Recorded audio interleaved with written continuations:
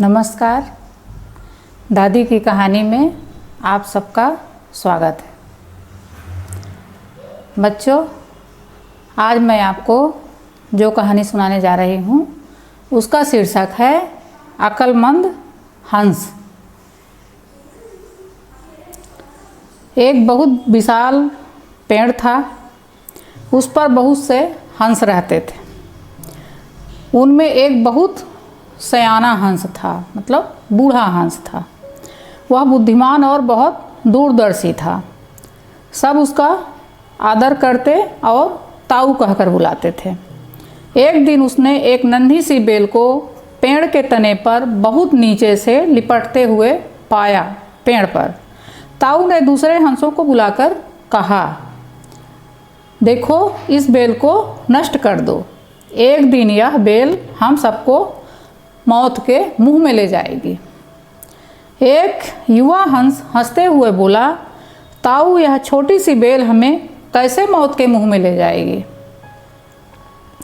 सयाने हंस ने समझाया, आज यह तुम्हें छोटी सी लग रही है, धीरे धीरे यह पेड़ के सारे तनों को लपेटा मारकर ऊपर तक आएगी।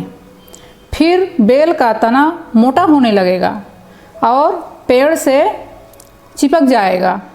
तब नीचे से ऊपर तक पेड़ पर चढ़ने के लिए ये सीढ़ी नुमा बन जाएगी।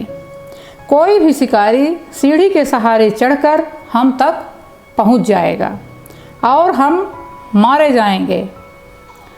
दूसरे हंस को यकीन नहीं हुआ। एक छोटी सी बेल कैसे सीढ़ी बन जाएगी? उसने पूछा। तीसरा हंस बोला, ताऊ, तू तो एक छोटी सी बेल को खींचकर ज़्यादा ही लंबा कर रहा है। किसी ने कहा, यह ताऊ अपनी अक्ल का रौब डालने के लिए अर्थहीन कहानी गढ़ रहा है। इस प्रकार किसी भी हंस ने ताऊ की बात को गंभीरता से नहीं लिया। इतनी दूर तक देख पाने की उनमें अक्ल कहाँ थी। समय बीतता रहा। बेल लिपटते लिपटते ऊपर शाखों तक पहुंच गई। बेल का तना मोटा होना शुरू हुआ और सचमुच ही पेड़ के तने पर सीढ़ी बन गई, जिस पर आसानी से चढ़ा जा सकता था, जिसको पकड़ के पेड़ पर आसानी से चढ़ा जा सकता था। सबको ताऊ की बात की सच्चाई नजर आने लगी, पर अब कुछ नहीं किया जा सकता था, क्योंकि बेल इतनी मजबूत हो गई थी कि उसे नष्ट करना हंसों के बस की बात नहीं थी। एक दिन जब सब हंस दाना चुगने बाहर गए हुए थे, तब एक बहेलिया, मतलब शिकारी, उधर आ निकला। पेड़ पर बनी सीढ़ी को देखते ही उसने पेड़ पर चढ़कर जाल बिछाया और चला गया। सांझ को सारे हंस लौट आए। पेड़ पर उतरे तो बहेलिया के जाल में बुरी तरह से फंस गए।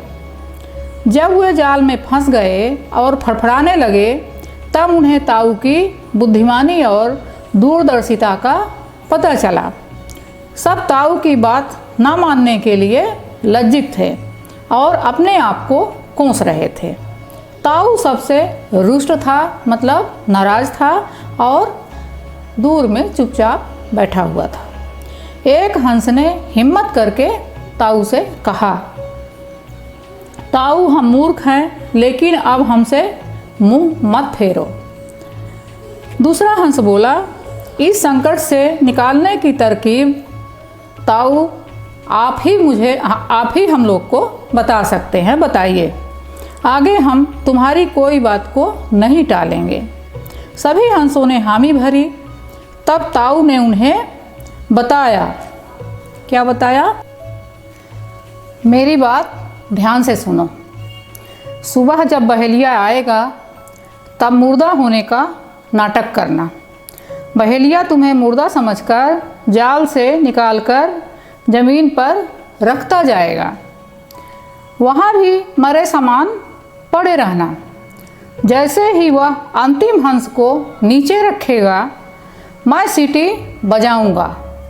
मेरी सीटी सुनते ही सब एक साथ उड़ जाना। सुबह बहेलिया आया। हंसों ने वैसा ही किया जैसा ताऊ ने समझाया था। सचमुच बहेलिया हंसों को मुर्दा समझकर जमीन पर पटकता गया। सीटी की आवाज़ के साथ ही सारे हंस एक साथ उड़ गए। बहेलिया अवाक होकर उनको देखता रह गया।